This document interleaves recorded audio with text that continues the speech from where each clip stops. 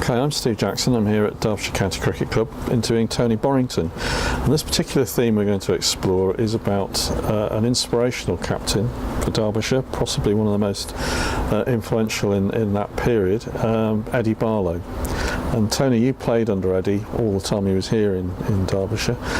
Can you remember the first impressions of Eddie?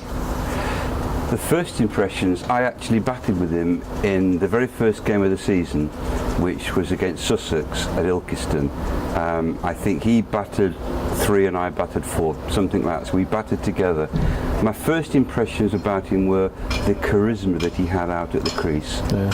And also, I'd grown up in an era at Derbyshire as a young player where the senior players would often build up the opposition and would often talk in glowing terms. They'd say, wait till you face John Snow down at Hove, you'll get sorted out then. Wait till you face Derek Underwood on a turning pitch at Dover or Folkestone. And they were forever building up the opposition. So I walk out to bat with Eddie Barlow for his debut for Derbyshire, and the bowlers are John Snow and Tony Greig. Right, yeah. Which I joined him out there, and he said, John Snow's not really bothered, interested on this pitch, it's not quick enough for him, he's just going through the motions. And he said, and Greggy trying to bowl off spin on here, you've seen better bowlers on the local park. And I thought to myself, that is a complete reversal of thinking. Yeah. And all the way through, he kept coming down and saying to me, I told you Tony Greig can't bowl. He bowled a bad ball all the time. Now this was the England captain at the time. Yes. And in his whole manner was, in other words, building you up, but never giving any credit to the opposition. And that was a constant theme throughout his 3 years. He would not allow us to talk up the opposition. He wasn't interested in he didn't want to hear any conversations about the opposition, only about us and how good we were, and how good we were going to become.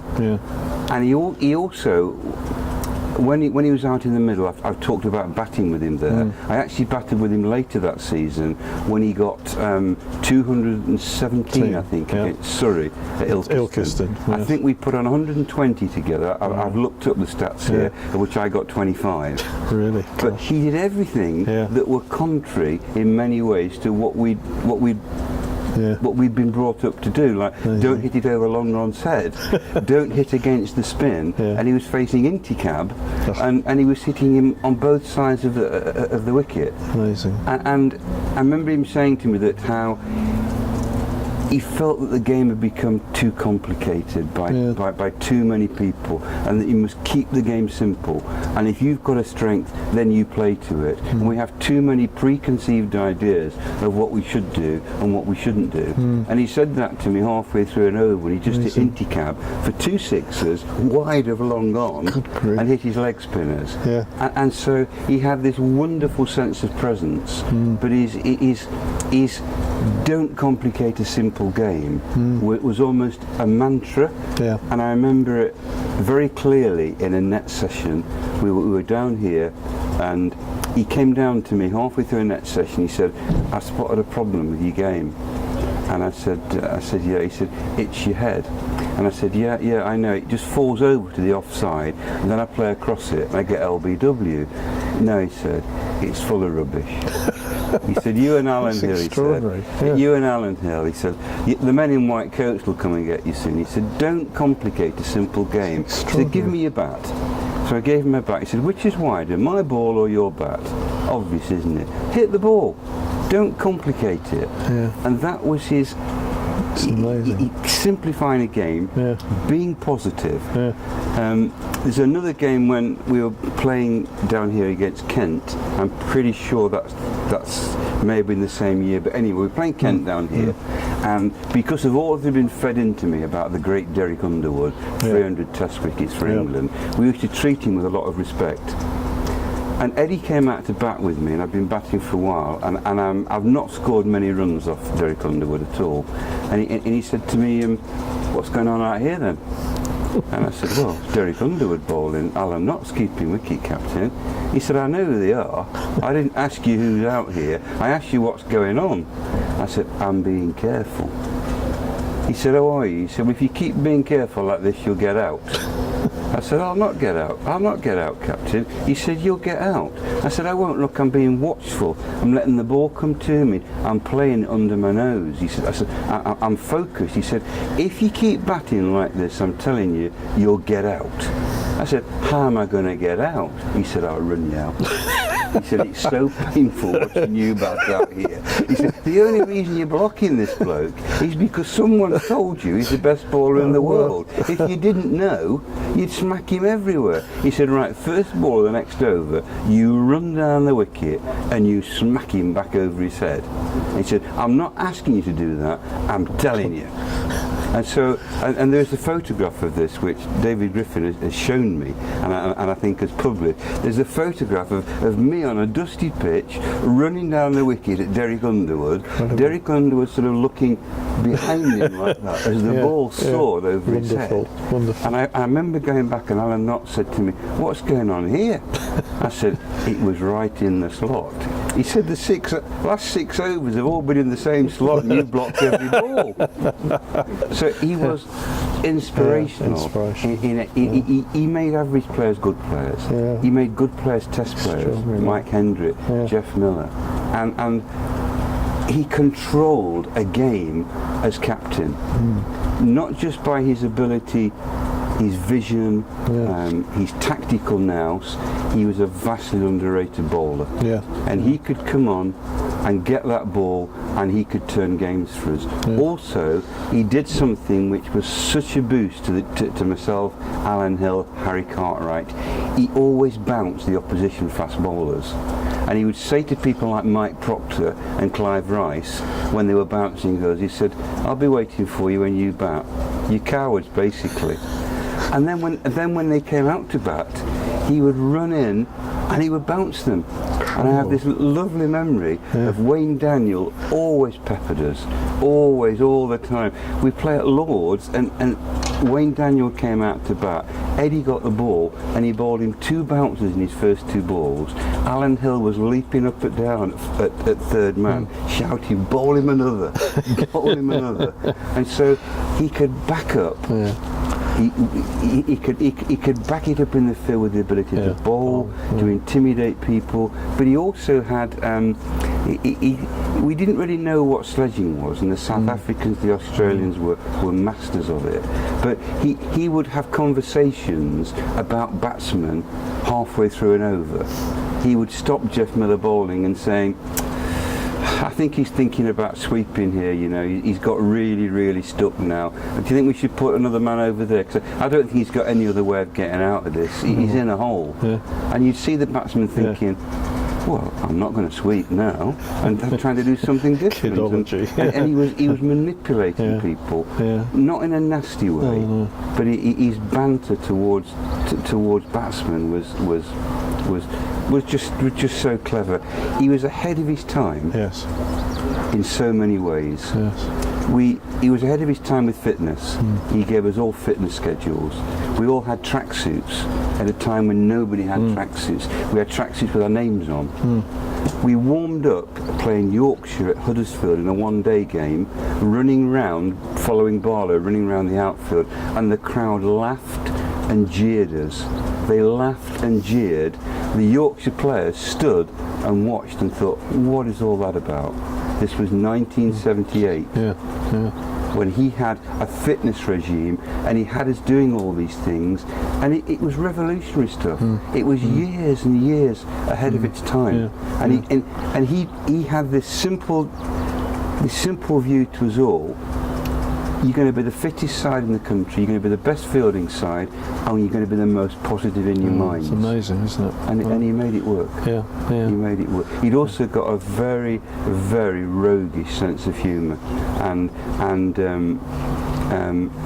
there was so much within a game even where he would do things that would just break the ice and crack people up. And a good example is that he was not alone in this, but he had this thing that I tended to wander a little bit and get slightly offline. Mike Hendrick was onto this as well, and you know, you're not quite where I put you at cover, you're a yard out, whatever. And we're playing this game, and it was actually at Trent Bridge, and he suddenly, in the middle of the afternoon, said to me, will you just stand where we put you? And I looked, and he walked over at the end of the over. He said, look, line the stumps up with a letter on an advertising board. And he stood there with me, and he said, right, line it up with the B of Barclays. So stumps are lined up. I'm going to put a cross for you there. He said, stand on that cross and don't leave it. So the next over comes, and I run over, and I find the cross, and I'm walking into my cross, and I'm thinking, I've got this now, lined up with the stumps. A couple of overs go by, and I go back there, and I find my cross, and I just double check it and walking in to make sure that the stumps are lined up with the B in Barclays, and they're not. They're lined up with a completely different letter. And I go rushing back, and I see there's another cross, and there's another cross, and another cross, and there's 6 crosses. And in between overs, he's gone over and made 6 crosses, and I look up, and he's just absolutely collapsed laughing at me running around trying to find the cross that he's given. Yeah, that's wonderful. To find time to do something like that in our games. Team spirit, the respect we had for him. I think it was either 2004 or 2005. I hadn't seen him since he left in '78. I remember writing to him and thanking him for all he gave me in terms of, not only developing my cricket, but developing my view on life as well. Right. And I hadn't seen him since 1978. 2004, 2005, I'm at home, it's a Saturday afternoon, I get a phone call. I answer the phone and this voice said, is that you, Storky? Now, he had nicknames for everybody. Yeah. He used to call me Tufty because of my hair. Then he took to calling me Wendy when I hurt my shoulder and I couldn't throw it. And he said, can we get Wendy a big girl's blouse? I know that's not politically correct now, but this is 1978. And then he used to call me Storky because he said I had long legs and so on. So this voice suddenly came on the phone and he said, is that you, Storky? And I said, yes, Captain. He said, I'm at Derby. I expect to see you in half an hour. And I got straight in my car and I came down. By this stage, he's quite poor, he's in a wheelchair. And it was just like I'd seen him every year. His mind was sharp. He went into stories of things that we'd done in the 3 years, things that made him laugh, things that went wrong. And so many. He remembered a game, his very first game as Derbyshire captain, was when he decided that Bob Taylor had a rest. Maybe he said that, does anybody fancy keeping wickets so that when Bob's away with England, we can probably play an extra batter or bowler? And so I volunteered against Oxford University to do it. And I was brilliant until I was stood up to Jeff Miller, and I wasn't very good down leg side. And he was saying to me, you've got to get over earlier, and you've got to turn your body in towards the ball. He was sort of coaching me from slip as we're going along. We get down to their number 11. I've got Barlow in my ear telling me to get my weight in towards the stumps. Having never kept wicket before, the batsman, Richard LeQuentin Savage, swung at it, missed the ball, carried on swinging as I was turning my body into the stumps, and clubbed me on the side of the head. And I was off to the John Ratcliffe. But following that was I came back and they'd shaved half of my head. They'd shaved half of my head. I got 18 stitches. It was a Friday, and we're going to the Oval to play on the Sunday. To play Surrey in a one-day game. We got Saturday off, and I said to him, Bunter, which we all knew him as Bunter because of his, his round face, red cheeks, and gold-rimmed glasses. I said, will I be able to come to the Oval on Sunday? To come down and will I be able to come down anyway? And he said, well, why wouldn't you come down? I said, well, that's really nice. He said, because you'd be playing. And I said, okay. He said, well, you can run, can't you? You can back, can't you? And I got half my head shut in these stitches, and there was no doubt in his mind that I was going to play on the Sunday. And I played, batted with him in the middle.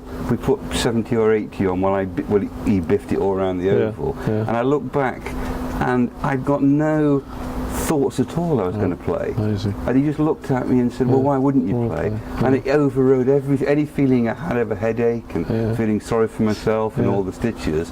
And I just thought, well, if he thinks I can play, I can play. Extraordinary man. He inspired. Yeah. He inspired people, Yeah. and he led by example in everything he did. Yeah, And a wonderful, wonderful man. The likes of which you don't see very often in sport.